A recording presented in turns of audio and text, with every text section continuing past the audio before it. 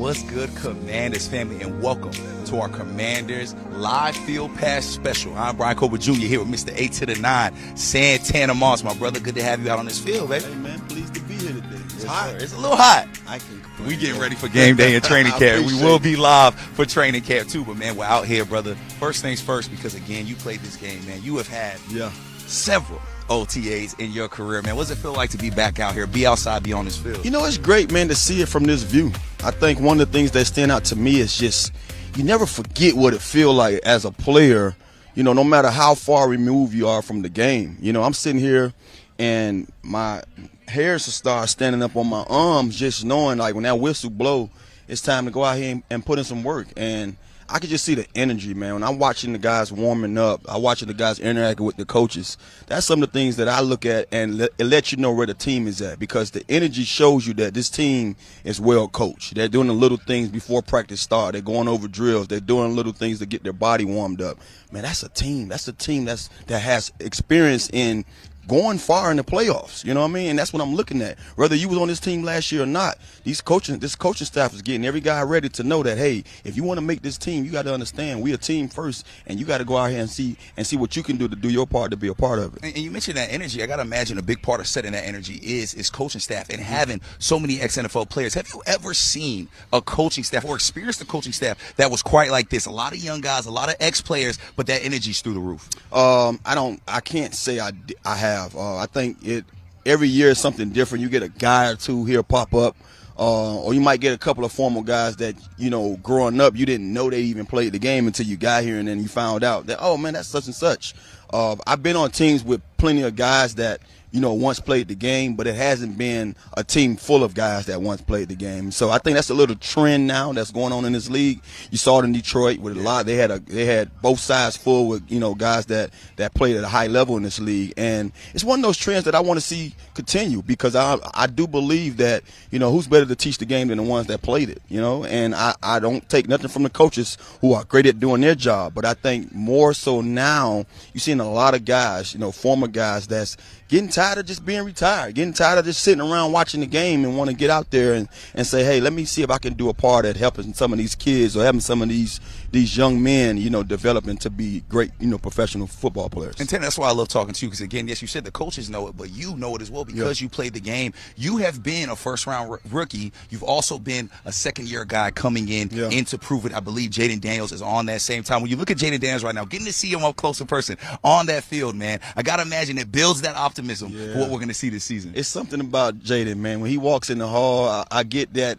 You know, it's like a halo, and then it's like a star. It's like all in one. He has an essence around him. He glows, you know what I mean? And there's something special about him, man. And I just love it. I love it for this franchise. I love it for this team. I love it for this area that we finally have a guy that we can really, you know, hold up high. It's not because we want to. It's because he went out there and produced and showed you that, hey, I'm not only going to be satisfied with just being the second overall pick in last year's draft. I'm going to go out here and show you how good I am. And I think, man, if you look back at that season, man, it couldn't been accomplished without a quarterback of Jaden Daniels' caliber. So hats off to the kid, man. I just want to see him continue to grow, you know, in this sport and continue to have the same mindset. I think the mindset is first and foremost. You know, when you have a good head on your shoulders like that, man, you can go far in life. And Tanner, you definitely at that age, even now, of course, have a great head on your shoulders. And for you, it's all about preparation. Yeah. You kept your body ready. That's why you were able to play so long. When you come into a situation like this, when you're coming into OTAs, what's your mindset? What is the preparation like for you? What are you trying to accomplish during this time? You know, it's time to go, you know, clock in and put in work. You know, it's crazy because every year you say to yourself, there's certain things I want to get better in my game. But I think it gets to the point you don't even think about I'm trying to get better. Right. You're just practicing. You're doing the things that maybe a coach might have showed you on film, maybe yourself, something that you dealt with throughout practice or throughout the games situation the year before. But you're just a pro. You're coming to work and saying, these are some of the things I have on my list in my head, because I never really had nothing on paper that I want to go out here and get better at today. And you do it. You go out there, you know, you go by your day and you say, hey, if I can do X, Y, and Z before I leave this field, I got better. And that's what you always did, Tanner. For some reason, you just always found a way to get better. Right now, we are seeing our guys out on this field stretching, really the calm before the storm. However, you still hear the music. The vibes are still high. Tanner, for some reason, when I'm watching Hard Knocks and things like that, and I see this part of it, this gets me juiced up. Seeing the guys just getting loose, getting ready, talking to each other, the coaches walking back and forth, interacting, man. I got to imagine you love this kind of part, blood too. Flowing right now. You just don't know. I'm nodding my head. The blood is flowing. I could just, I'm just envisioning like my time here doing some of these drills and preparing myself. But I can tell you also, around this time, I'm psyching myself out to just go out there and kind of drain out all the noise. I mean, you might hear the music, you might hear the chatter, but you're trying to drain and trying to really focus on what you have at task. What's your task is about. And regardless of how old I was in my game or how late it was in my career, I've always kept the same mindset. I want to go out here and focus on some of the things that's going to make me successful today. And I think a lot of these guys have that same kind of mindset. So this time right here is where you kind of really focus on that mindset. Yeah. How much of the game is mental? I know that everybody will probably have a different answer to that, but for you, how much of the game was mental? I say if you can, most people tell you different numbers, you know what I mean? And if you say it's 100% when you got to give to be a top player in this league, 120, whatever you want to give. I say 100% for you to be elite. 80% of that, man, I'm gonna get to the mental part of it. The 20, that athletic talent that you have, that ability that you have, it's given almost. You know what I mean? Some of us work for it, some of us haven't.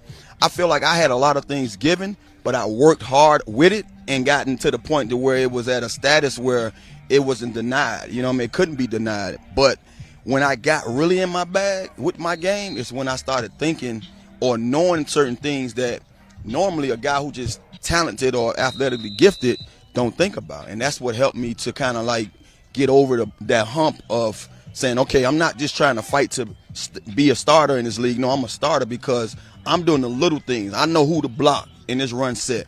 I know when to go dig out this safety. I know where to tell another guy to line up.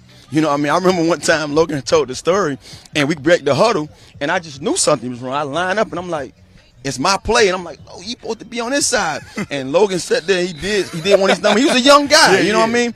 And we had to, I don't know what I'm not sure if we got a penalty on it or we had to stop the play or call a timeout. And we got back in the huddle. The first thing he did, he like, my bad, or kind of gave me a pat. But I kind of chewed him up a little bit because he was a young buck, you know what I mean? Right. Today, I probably won't go that route with Logan, man. We friends now. But that old Tanner in the game setting, just knowing that the ball was coming my way, I'm like, get shit together. You know what I'm saying? And excuse my French, but y'all know me well enough. Good. That mental fortitude and that just confidence in what you were going to do on the field in a mental capacity, a lot of those are parallel to Terry McLaurin. I think that's what a lot of people like about Terry as well, and why they parallel him to you and make those comparisons. When you look at a guy like Terry, coming off of possibly his best season, another record-breaking season for Terry McLaurin, man. How do you feel when you look at him out there on the field? Hopefully we can show him. I know it gets some kind of lost in the sauce with the guys stretching, but if we can look at Terry right now, man, how are you feeling about him right now? Because I feel like we talk a lot about Jaden, but this is just as big a year for Terry. Yeah, well, I think it's a big year for him, and I don't want to get too far ahead of myself because I'm hoping he's out there because I know it was rumbling saying he wasn't. But if he is, and knowing that he is, so I don't think he is out there, and I'm not going to want to. And you know what I'm saying? That a lot is made of that, right? Yeah. Some of these veteran guys not being there before. But you've been a veteran before where a lot of times you're doing other things during OTAs. Can you kind of talk to us about that and explain why fans shouldn't be worried not seeing Terry out here, not seeing some of those other veteran guys? Because we do know they still put in that work. Well, due to the fact that we started about Terry, what I will say is that we understand his situation. Yes. A lot different from others. A lot of guys have it into their, I guess in their DNA that they just not OTA guys. And trust me, if you can go out there and do your own thing, have your personal trainer get you prepared and ready for summer training and all that stuff and for training camp, go ahead and do that. Me, myself, personally, I wanted to be here. Not just to socialize with the guys or like Fred say, congregate. I wanted just to get out here and get the reps live with my quarterback, with the offense, get into that mindset is that, okay, now come training camp, I'm full throttle. I don't have to worry about going over this stuff again. For a guy who, like Terry, for his sake, he wants to be here. Yeah. They all know he wants to be here, but the business side is always first. And I think right now he's handling business. And you saw him last year. handle business on the field. So I have no doubt that he's going to handle it off the field right now while he's not here. And when he steps on his field, he'll be handling business again. And that's one reason fans should not worry, because, again, we know Terry handles his business on and off the field, just like the rest of our commanders. And somebody that looks like he's really handled his business this offseason is Deebo Samuel. We've seen him walking around, man, looking pretty stocky. Yes. How excited are you to have a guy like Deebo Samuel? We talked about it ad nauseum, but I know that excitement level keeps growing as we get closer. I'm excited for the sake of just knowing what it's like to leave teams and get that, that breath of fresh air. Regardless of what you did the year before, every year is different for every one of these guys out here on the field. And, to tell you the truth, that just because you went out and balled last year, it's not promised that it's going to be like that this year. But for a guy who has something to prove, of a Deebo Samuel's caliber, that's just knowing that he's coming to an offense that is similar to what he left, where they're going to exclusively, feature him at times and say, look, this formation might be set up for either to get eyes off of everybody else and put them on you, or for them to get lost and then you be the guy that we can put the ball in the hand and let you do your thing. I can't wait to see what Cliff cooks up with Deebo. Deebo's one of those talents where, look here, man, get him the football. It don't matter if he's running a go route, running a slant route, running an end cut, in the backfield getting a handoff. Just get a guy the ball. Trust me, he's going to do the rest. And I think that's what makes the acquisition of Deebo so enticing, right, is the fact that he'll be able to not only play with Jaden Daniels, but play within this Cliff Kingsbury offense. There was times when we were doing post-game live, and Jaden had connected with 9 different receivers. Yes. Jaden knows how to find you. So when you look at a guy like Deebo, we talked about Terry, those are two guys that we know are going to get it done. But that has to open up the field for these other guys. You look at a guy like Luke McCaffrey. He looks like he's added some size, looks like he's added some quickness. What do you think Luke McCaffrey gets out of this? Because we talk a lot about what Jaden's getting out of these additions, but I feel like guys like Luke McCaffrey, Noah Brown, they'll get something out of it too. Well, this year too, for a guy like Luke, who was a draft pick from last year, had his moments and played, and then you got to think every year you're getting added talent, whether it's in the free agency in that room or whether it's in the draft. And we did both. We brought in a Deebo. We brought back a Noah Brown. We brought in a Jaden Lane. So now all that competition just rises and makes things tougher for Luke McCaffrey. Not to say that that's something that he's not going to shy away from. It makes him better just knowing that, look, whatever I was last year, I can't be this year. I have to be 10 times better because I got these guys that I'm trying to get in front of. So I'm looking forward to see where he has, maturated into his year 2, to see, like, hey, are we going to get something different? Are we going to see a guy more focused on saying, what can I do special team wise to stay on this team, to stay on this field and get up more opportunities? Because we saw him last year at kick return. And if he wants to be around guys like Luke McCaffrey, has to say, I have to do more because it's so many other receivers in here. It's hard. It's tough pickings. And there's receivers in that room. We have a rookie that's hungry, but we also have a guy that's coming off of retirement that's playing. And I really want to talk to you about Michael Gallup, number 12, if we can show him. Last OTAs when me and Logan were here, we saw him working extensively with wide receiver coach Bobby Ingram. When you look at a guy like Gallup, who took an entire year off, it's been a while since he's been back, but when he played, he made plays. Man, how for you to just see him back on this field playing the game that he loves, because you can relate to that. Well, it's great just to see him for one, because you know how it is when you're away. You miss it, and especially if you're a guy that still wants to play. So I'm happy that he's back out here. I know his legs should be fresh. A year off, your legs ain't got, and you have no worries. You know what I mean? You have no nicks or nothing that you have to deal with. But I also interested in looking at to see how far he has to come along to get back into that groove of saying, this is what I've been doing for umpteen years. You know what I mean? That 1 year can kind of change a lot of things when you've been consistently grinding on those legs. And then for a guy like him, he had an ACL some years ago, so it probably was kind of, good for him to have that setback or have that break last year. I don't know if our producer can show Joe Witt Jr. getting down right now, but Joe Witt Jr. was dancing the entire time during that. And like to Michael Gallup's point, there's no better place to be when you're trying to revitalize your career, when you're trying to find that love for the game. And Michael Gallup said it. He has found a love for the game, being able to step away. And Jalen Lane, we've mentioned him a lot. Now, Tanner, I did an interview with him on Raising Hell with the Rookies, and they was in the comments calling him the next Santana Moss. Now, that's lofty expectations for a guy that's done so much. But when you hear that, I'm sure that makes you smile, because it's a respect for what you were able to do on that field. And that's how I view it. I view it as just respect, man.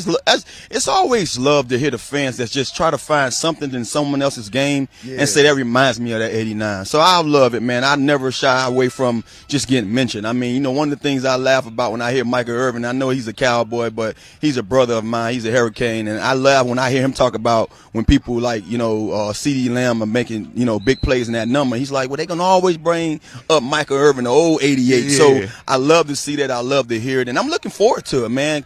I look forward to guys who they say that might have something that I had, because guess what? Now I want to see some of those things. I want you to be able to go out there and hold up that end of the bargain when it comes to these guys giving you high praises right now. And we spoke a lot on this week's Command Center about, and that'll drop tomorrow, about the importance of special teams when you're a guy trying to make the roster, right? Like, you were a first-round pick, but you found a way to make your name and presence felt via special teams. We talked about it a lot, but kind of reiterate why that'll be important for Jalen Lane to find his footing through special teams, much like you and B. Yeah, special players play special teams, and that's something that, you know, people fail to realize. People look at special teams and say, "Oh, that guy plays special teams." You have to be a special player to go out there and do that.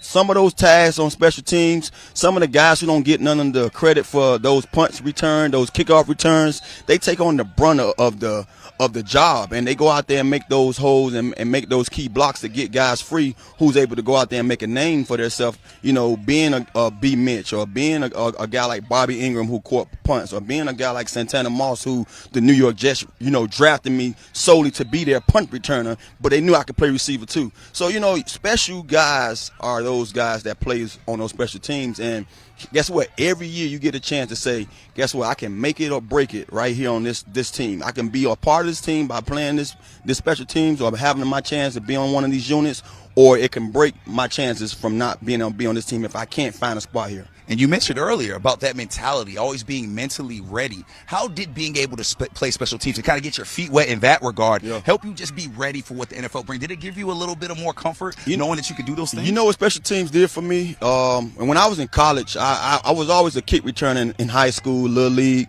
but I never knew that I couldn't be a punt returner. I never tried it. And it took my head coach, Butch Davis, saw me catching kick returns. I'm like, he catching those things with his hands. He's like, you know, you can play punt return. I was like, nah, coach, that's not my cup of water. You know, that's not my cup of tea.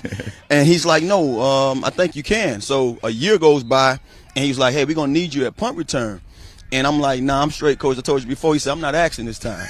And honestly, man, like when a head coach come to you and tell you that, I had no argument for that. I'm like, well, you know what? Now I got to go be a punt returner. And instantly, love at first sight. I mean, I got out there my first punt return, made a guy miss the entire game. I made the whole team miss the entire game and got like 40 yards on my first return. And I said, you know what? All this time I had this talent and I just didn't know it. And that's what it takes a coach to see something in you, for him to put you in that situation so you can go out there and thrive at it. So even though you weren't expecting it, it ended up being one of the best things that happened to you. Yeah, best thing that happened to me. If it wasn't for that punt return opportunity, I probably wouldn't have got the first round chances, because you got to think, when I didn't get the ball on offense as a receiver, the punt return was where I set the tone at, where I got the couple of first downs or the touchdowns. You know, I was known in the Big East for running them back. So when I was able to run one back and then now get on offense after that, I'm laddered. You got a guy you got a dog right now that just had a steak and I want another one. You know what I mean? So I love the fact that I got a chance to get my game going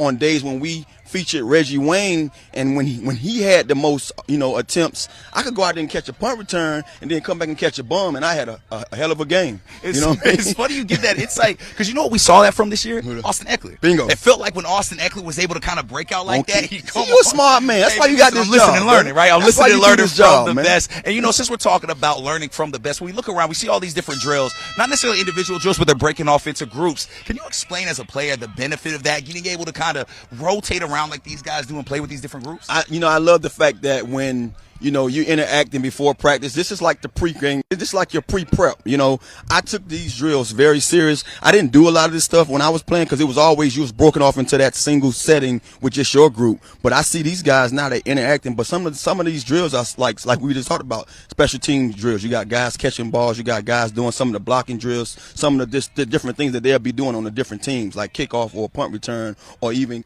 kickoff return. Man, we are having so much fun out here at the live practice. So Look much what we fun. have So here today. the prospect professor It is pulled I up on us and with Logan. the shades and the hat. Boy, you look like a coach out here, man. While we get Logan settled, let's look at our defensive auditions this offseason. We've had Javon Kinlaw, somebody that Logan was very impressed to see in that 52. Will Harris, Eddie Goldman, Jonathan Jones, and Dietrich Rods, who both have Super Bowl experience. Then, of course, Jacob Martin, to just name a few. It was a huge free agency here, Logan. Good to have you here, buddy. How you feeling? I feel great, man. Thanks for having me on. I know this is like your show, BC, so it's good to be here. You know what I'm saying? I don't know if it's my show. I'm happy for you to be here just to come in because one of the things Logan brings to the table, we talked about this in the studio, is just when you ask him a question about the game, Logan could dissect and tell you the offense, the formation, what this person has to do in the blocking situation. And I'm like, I don't know if he just tapped in because he's a coach still, or he's just studying all this stuff, man. So what is it, Logan? Tell me.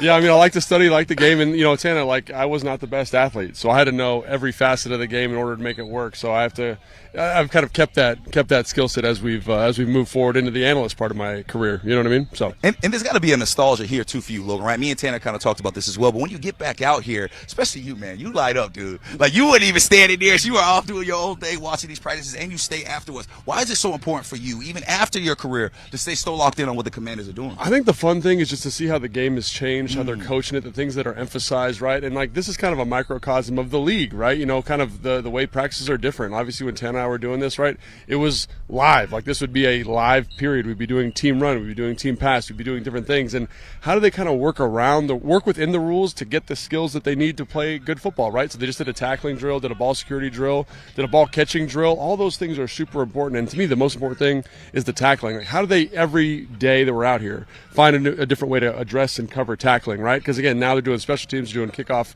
return. Love to see them kind of always finding a way to cultivate the basics, and that's so challenging to do, and often forgot about at the NFL level. And so you know what? Some of the things that he just mentioned about this, bringing up the basics, this is what you saw display each and every game day. These guys were sharp at doing the little things, and that's how you make a team. That's how you become the team that they were. They were so sharp on kickoff at times. They were so sharp at kick return. Like you sitting there to yourself, like, how are they so good at this for their first year? Because right here, they're getting it done now, and they did this each and every practice. So for him to point that out, we've seen it, we saw it all last year, but just to see them continue to go out there and say, no matter how much we do this is something right here that's going to show up in the game that you're going to have to be sharp on. You're going to have to be on your P's and Q's, and that's why those guys went out there and played phenomenally like they did. And to piggyback off of that, too, you talk about the game time, right? A lot of people don't get to see the behind the scenes that we see.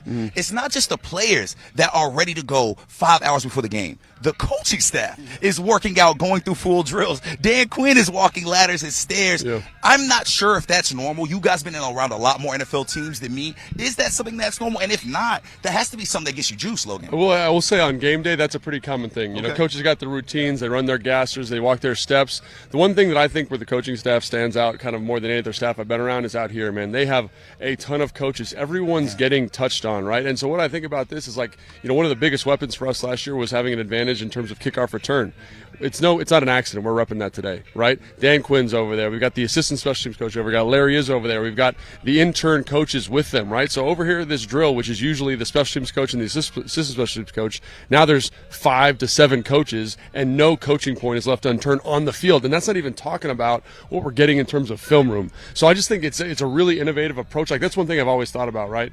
Is there's so much invested in the player, and the player is important, right? There's a salary cap. You can't pay them more than this, but there's no salary cap on coaches. And so out here, there's 30 coaches. And if we get more coaches out here, there's more eyes, there's more coaching points. I think that's what differentiates this staff from any other staff I've seen or experienced. And Logan, that sentiment is echoed every time you talk to these guys, especially these free agents that decided to come in, decided to leave their former situations and come here and be here. They all said it. The energy, the vibes, the coaching staff. When you look at our defensive side of the ball and the people we added, who are you most excited to see? We talk about a lot on Command Center and the Command Center podcast. However, for those just tuning in, man, who are you most excited to see on that defense? I'm really excited. Real quick, we'll talk about defense in a second. I love that Zach Ertz, who's in year 27 here, is over there getting individual work during special teams. That's just a cool thing to see. But anyway, defensively, I love the addition of Jones. I love the addition of Harris. And why is that important? It just gives us so much more, gives the coverage unit, gives Joe Wood Jr. so much more flexibility in the back end, right, Tana? So now all of a sudden I don't, when Jeremy Chinn's in the game or player X is in the game, I'm not always in cover 3. I'm not always in quarters. I've got guys that can play man-to-man coverage, can match up with receivers, can match up with slot players, cover tight ends, and that's the thing that gets me excited is now we've got all these additional coverage players in addition to some players in the run game that are going to be really, really solid, but the coverage guys in the back end are guys that get me excited, Tanner. Most definitely. I think you're dotting all your I's and crossing all your T's when you bring in guys of that caliber. I think you look at a guy like Harris. I mean, his versatility is what stands out. He's a guy that can play safety, and not only that, he can go down there and cover. You know what I mean? Then you get a guy like Jones, man. This guy's a Super Bowl champion, and he's great at covering. And not only that, he's a vet.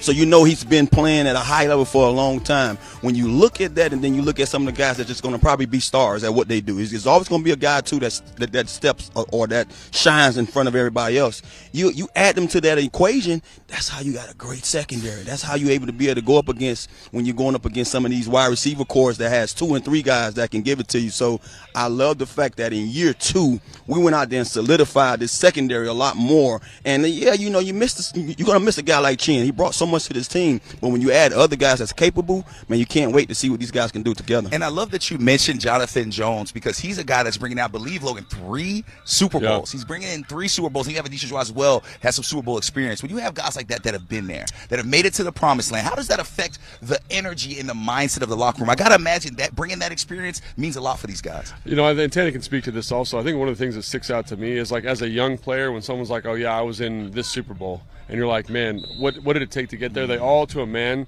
tell you it's way harder to get there than you think. And so they tell you, like, oh, hey, you think you're working this hard? To get to where you want to be and to get to where your goal is, you got to work this hard. And so I think that's where bringing in guys with that kind of experience, bringing in your Bobby Wagners, bringing in your Zach Ertz, your Austin Eckler's, these guys that have been part of winning programs, they can kind of help young players, young rosters, young coaching staff say, hey, man, this isn't not the standard. Like, I think about Fletch all the time. You know, he was like one of the only players on that roster in 2010 that had been to a Super Bowl.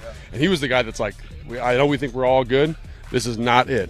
And so having a bunch of guys that have that voice, it offloads some of the responsibility for some of those leaders and allows those other guys to kind of take some of that load and say, this is our new standard and it's Super Bowl bound. I think that's pretty cool. I'm glad you brought up Fletch, because I remember watching him from across the locker room, and at times that's one of the reasons why I did some of the things I did pre-practice and always made sure I was sharp, because I'm like, here's a guy that's ready to go. And Fletch later told me when he was on one of my shows when I had my own podcast, he's like, Tanner, I watched you all the time do the same exact thing. And so I love the fact that I have a guy that experienced being elite in this league and great for a long time that saw some of the things that I did to continue to be on the path that I was on. But when I look at a guy like Bobby Wagner, not only is he showing these guys on the field what it took for him to get to those Super Bowls and be elite as a linebacker for so long, he's also telling a young Jaden how you can, get ready for a year 2, what you need to expect from what they see in you. You know, so much goes into that relationship, man. When I'm watching these guys walking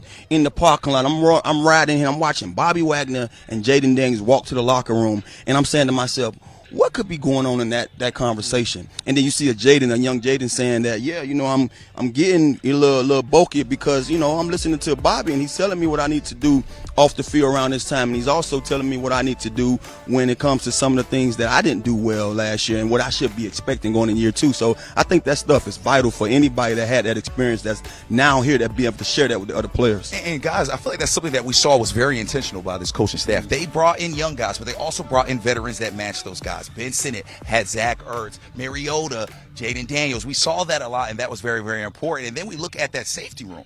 Very, very young. You go bring in a guy in Will Harris, who I think possibly is an enigma to some fans. They're not completely sure what they're getting because they were so in love with the person that was there before. But we're excited about a guy like Will Harris, especially you, Logan, because you have seen the film. What stands out to you on Will Harris, and how do you think his veteran leadership can impact our young secondary? Yeah, so I think one of the things that sticks out to me about modern NFL safety play is flexibility, right? And I think Will Harris embodies that to a T, right? He's a great player in the box. He's got better coverage skills than you think.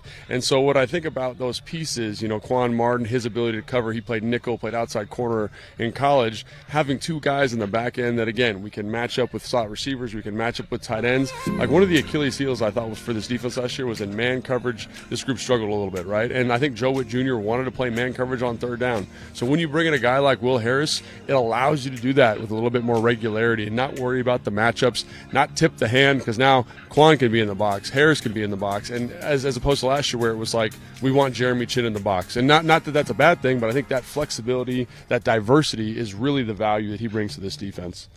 How do you see a guy like Will Harris affecting somebody like Quan Martin? Because, again, you guys talk about all the ways that these veterans are able to help these guys, even Bobby Wagner playing a whole different position. How do you feel, Tana, that a guy like Will Harris can help what Quan Martin's already been able to do successfully here? Well, he just said it, flexibility. I mean, you can have one, you can give these guys, you can give your opposition different looks. You know what I mean? Like, if a team is sitting there and saying, well, Quan played this position all last week, now you see a Will Harris sitting in there and you're like, well, wow, I didn't expect him to be down there. You have two guys that's capable of playing both positions. And I think that's tremendous for a defense that, you see more corners on the field at times, or you can see we don't have to necessarily go out there and put a corner on the field, because now we can use that safety to go out there and cover somebody. And then, not to just get too far ahead of myself, you draft a young linebacker that can fit in that mold too and go out there and be one of those guys. So I'm geeked just to see what this thing could be, because I tell you all the time, I played the receiver position,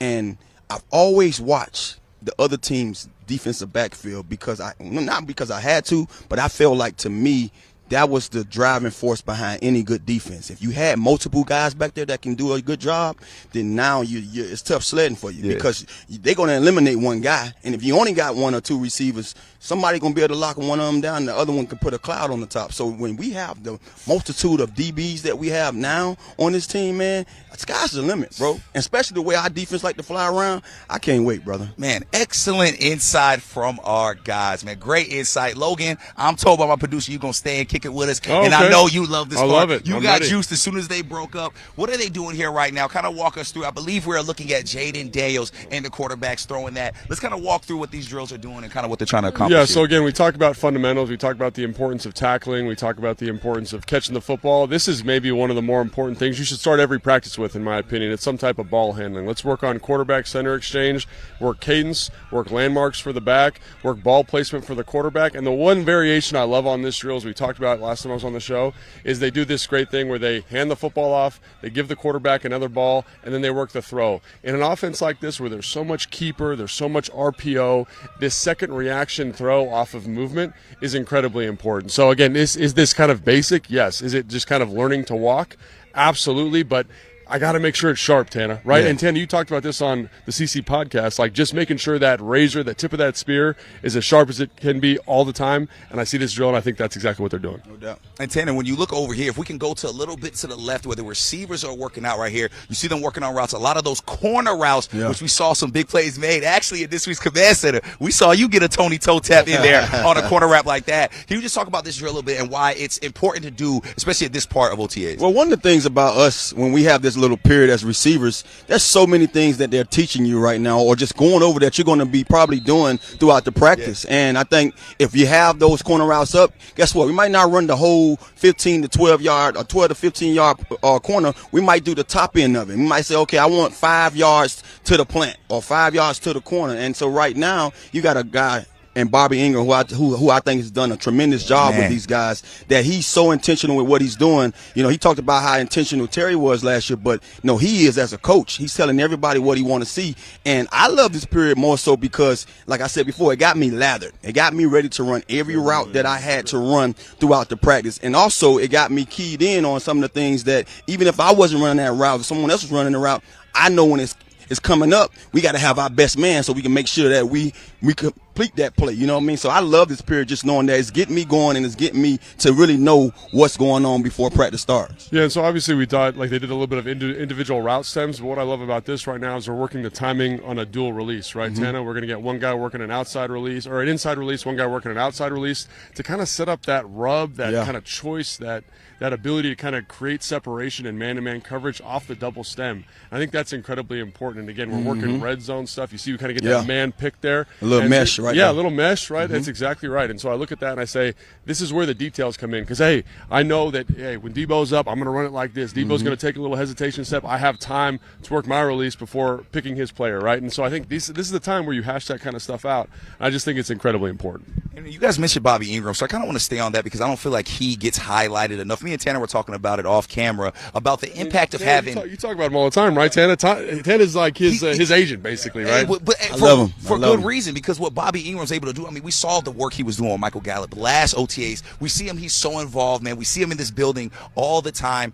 Tanner, can you express why that's so beneficial to not just have such a great coach, but have a guy that's done it at the highest level be able to teach you and be out on that field? Well, with I told you I had a chance to. I had two guys, and I'm tripping when I told you I had one guy, but I had one of the guys that I had coached me was Keenan McCardell. Yeah. Keenan played with me a year here, that's wild, man. And then he ended up coaching me here. But I also had my guy, from Florida, the old Gator, man. I'm not sure if you remember. You don't remember my other receiver coach? No, I don't. I'm gonna put it up there. Hilliard. Oh, okay. Ike I Logan would know. Ike was tremendous with us, man. Ike came in. He has that same kind of demeanor as a Bobby Ingram.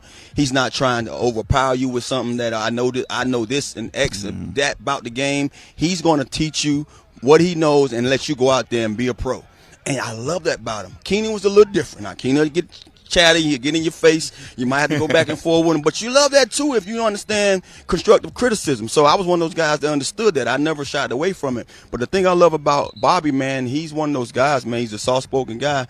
I haven't sat in the meet room to see how he is at those guys, but I can just imagine that some of the things that he's told me already about his guys, man, he's making sure that they dot all their I's and cross all their T's, because every time you see him line up on the field on Sunday, they making him look good. And when you talk about receivers, and you reminded me of Ike, like one of the things about getting a coach who's played before is they can give you a lot of different stuff because they've been in that situation multiple times, right? And so as opposed to a coach who's never played the spot, they'd be like, this is the expectation, and it's somewhat unrealistic. And so I think there's a lot of empathy that comes from a guy who's played the position, understands the difficulties of it, and then can put you in the best position to overcome those difficulties with reasonable coaching points. I think that's the other thing, is a lot of times guys who haven't played, it's like, it's this or nothing. Yeah, they give you one way. But guys who've done it, it's a little bit different, right, Tanner?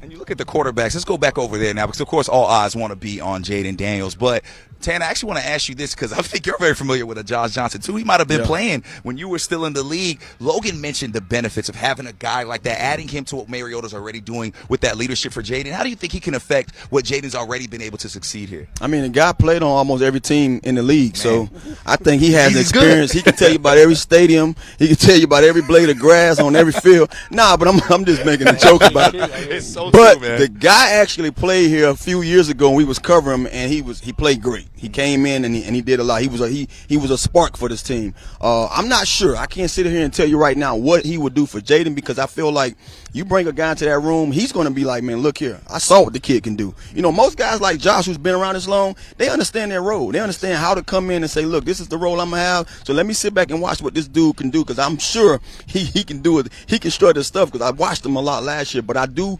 love the fact that we brought him in, because you never know, man. You have a older Mariota there, and you saw how well he played last year. I mean, he played beyond his year. I mean, he played lights out when he got a chance.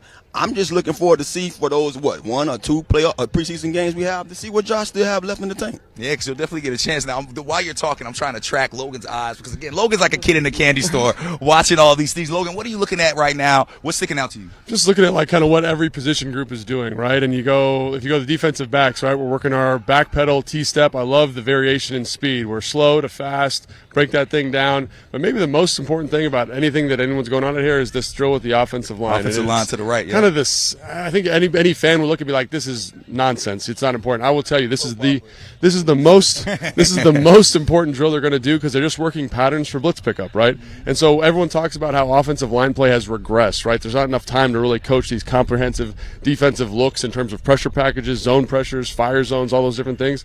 And I look at this, and I was like, this is how you do it, right?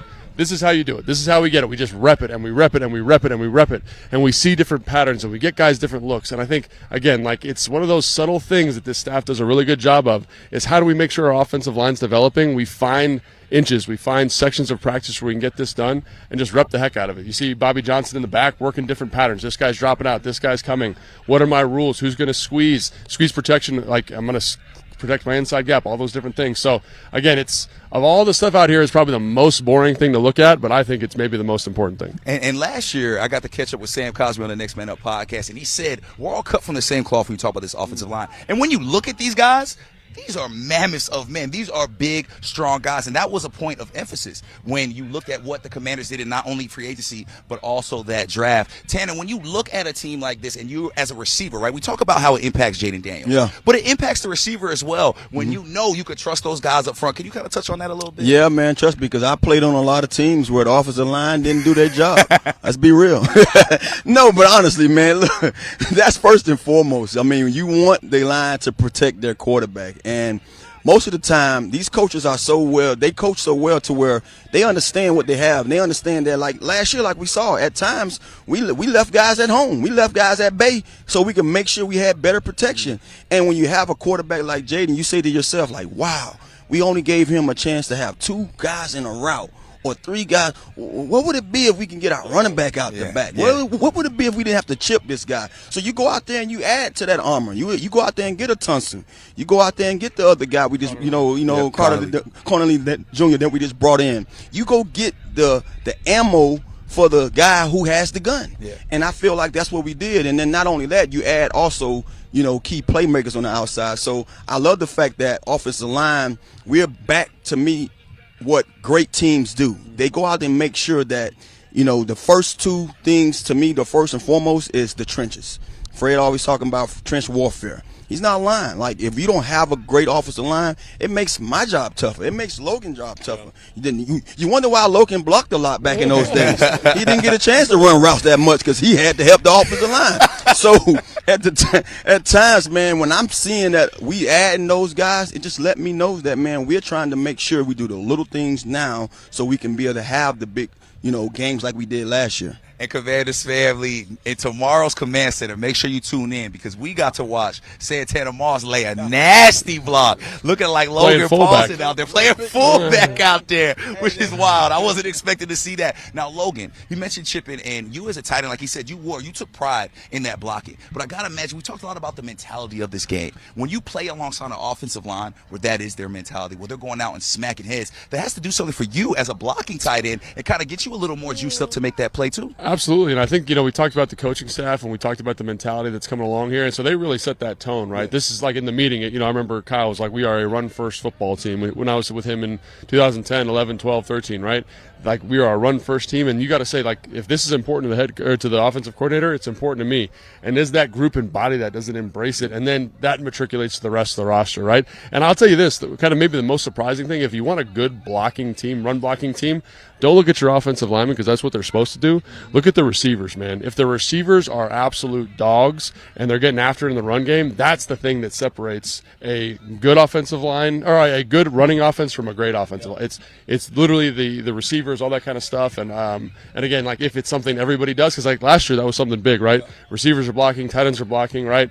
The really well-designed run scheme, and now we've got the personnel, hopefully, to elevate it even further. And Logan, you mentioned personnel, so let's look over here right quick. If I'm not mistaken, that is Connerly right now playing that left tackle position. There's going to be a lot of movement. Is that Connerly? That's Trent Scott. Trent Scott's 73. We got a couple guys in there on rotation. You can see, I mean, you got those glasses on for a reason, right? We got to make sure everyone's good. But the other thing that's important too is everyone's got to know what's going on, right? Every single position. Think about Trent Scott, the depth piece. Tana talked about this last year, especially going to that playoff game. It's not what your best guy knows; it's what your last guy knows. Because at some point he's going to have to play for you, and he can really hold you back. So I think it's great that everyone's getting an opportunity to get reps. Everyone's getting an opportunity to improve, and working Pat like they will do this drill. They've been doing this for the last 15 minutes. It's because they know how important this is, right? If I can't pick up a blitz, I can't protect the most valuable asset on the field. They're doing routes on air over there. You want it to feel like routes on air every time you're dropping back, and this is the drill that gets you to that point. And we clearly saw this year why it's so important to have that next man mentality with the offensive line because so many guys filled in different ways, and you could tell they wanted to add to the depth of this offensive line. Now, when you look over here, what they're doing in the middle of the field, Logan, again, you said routes on air. Yep.